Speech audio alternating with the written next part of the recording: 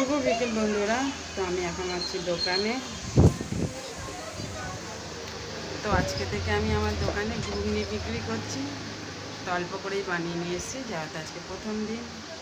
তো আরও কিছু বানাবার ইচ্ছে আছে, সব আস্তে আস্তে করব।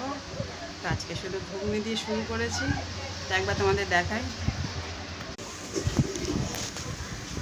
এখানে আছে ঘুগনি,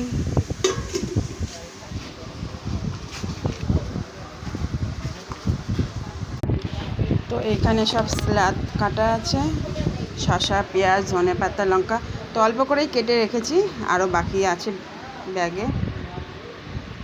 এখানে আছে ভুজিয়া, এখানে আছে ভাজা মশলা,